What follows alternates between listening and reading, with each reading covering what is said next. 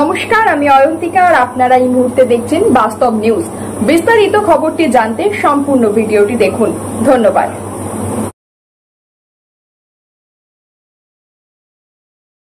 কুলপি ব্লকের চণ্ডীপুর গ্রাম পঞ্চায়েতে সচিবকে মারধরের ঘটনা, উপপ্রধান ক্ষমা চেয়েছে বলে দায় সারলেন বিডিও।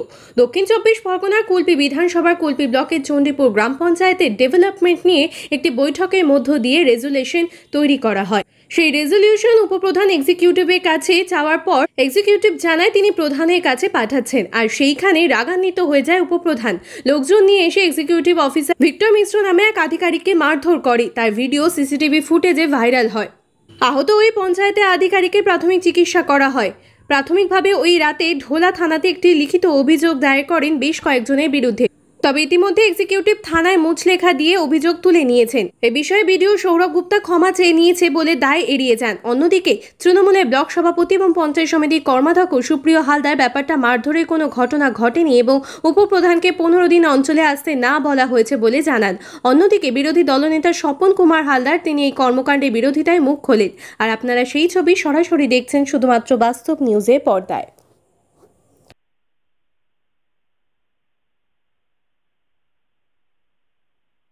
আরে ভিডিও ফুটেজ ভাইরাল মানে আমাদের যে উপপ্রধান আছে এ কোনো একটা বিষয়ে সেক্রেটারির কাছে জানতে যায়। সেই জানতে যাওয়াতে দুজনের মধ্যে কথা কাটাকাটি হয়, ঠেলাঠেলি হয়। সেইটাকে ভিডিও ফুটেজে দেখাচ্ছে। তা ঠেলাঠেলি হলে তো হাত ফাত ছুটবে। সেটাকে একাংশ লোক ভিডিও ফুটেজটা ছেড়ে বলছে সরকারি কর্মচারীকে বেধড়ক মারা হয়েছে। এরম কোনো ঘটনা নয়।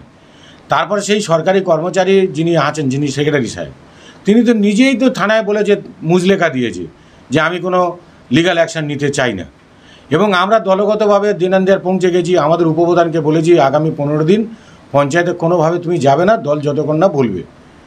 এরপরে যদি কেউ বা কারা এইটা নিয়ে বেশি মাতামাতি করে, এমন একটা ছোট্ট ঘটনা, হ্যাঁ জানি ঘটনাটা নিন্দনীয়, একটা সরকারি কর্মচারীর সঙ্গে এইভাবে হাতাহাতি বা এরকম ঠেলাঠেলি করা ঠিক হয়নি, কিন্তু তথাপি বলবো যে এই ঘটনাটা খুব বেশি বড় ঘটনা নয়।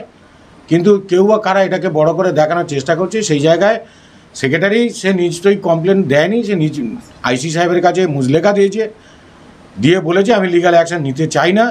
এ বিষয়ে বিডিও সাহেব সঙ্গে আপনারা কথা বলুন, হায়ার অথরিটির সঙ্গে কথা বলুন, বললেই পেয়ে যাবেন।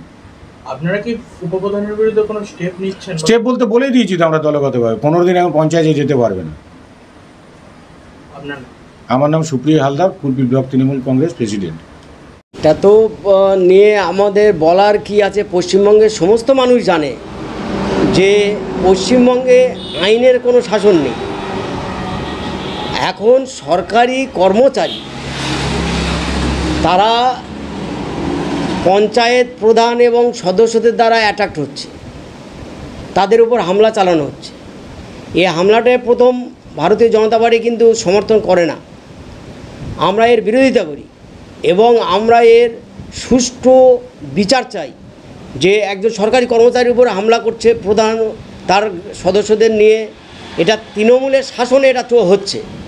এটা অন্য কোনো সরকারের শাসন হলে হতো না, অন্য কোনো সরকার হলে এটাকে বরদাস্ত করতো না। তো সারা পশ্চিমবঙ্গের সমস্ত গ্রাম পঞ্চায়েতে, কুলপি ব্লকে, এমনকি বিডিও অফিসের ভিতরে বিডিওর সামনেই মারপিট হচ্ছে। তো এরকম পরিস্থিতি সারা পশ্চিমবঙ্গে সব জায়গায় হচ্ছে।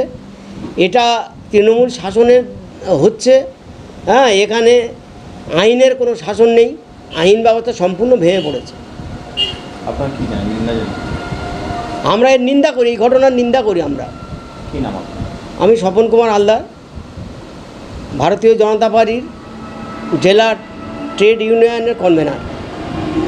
এইটা নিয়ে আমরা গতকালকেই ওই কর্মচারীর সাথে আমরা আলাদা করে বসেছিলাম। উনি একটা লিখিতভাবে আমাদের কাছে জানিয়েছেন যে একটা সমস্যা হয়েছিল ওখানে পঞ্চায়েতের কোনো একটা মিটিংয়ে রেজলিউশন লেখা নিয়ে, সেই তারপরে এই ঘটনাটা হয়। কিন্তু পরবর্তীকালে প্রধান এবং অন্যান্যদের উপস্থিতিতে ওই উপপ্রধান যিনি যার নামে অভিযোগটা হয়েছে তিনি ওর কাছে ক্ষমা চান এবং ব্যাপারটা ওখানে একটা মীমাংসার মতন হয়। এবং উনি কালকে লিখিতভাবে জানিয়েছেন যে উনি এটা নিয়ে কোনো ফার্দার আর কিছু করতে চান না। শুধু উনি আমাদের কাছে আবেদন করেছেন যে আগামী দিনে যেহেতু উনি পঞ্চায়েতে কাজ করবেন, তাতে ওনার যেন সেফটি বা অন্যান্য নিরাপত্তার ব্যাপারটা দেখা হয়।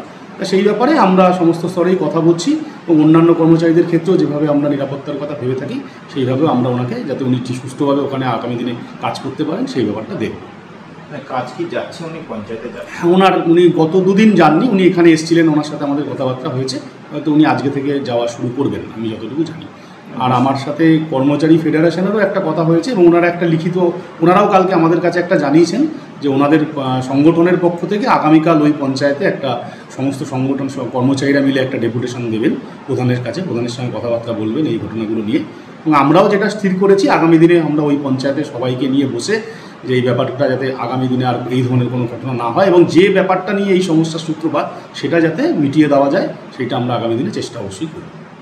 স্যার, একজন সরকারি কর্মচারীর গায়ে এরকম উপপ্রধান যদি হাত তোলেন, আগামী দিনে সাধারণ মানুষ কিন্তু উদ্যত হবে, এটা কী বলবেন?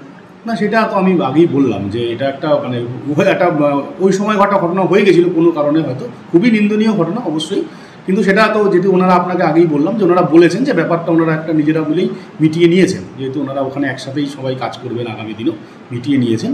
তাও পরবর্তীকালে এই ধরনের নিয়ে যদি আমি আমার ঊর্ধ্বতন কর্তৃপক্ষের কাছেও জানিয়েছি, যদি সেরকম কোনো ওনারা যেরকম নির্দেশ দেবেন সেই মতো আগামী দিনে আমরা কাজ করব। সমস্ত খবর সবার আগে জানতে অবশ্যই বাস্তব নিউজ চ্যানেলটি follow, like, share and comment করতে ভুলবেন না। ধন্যবাদ।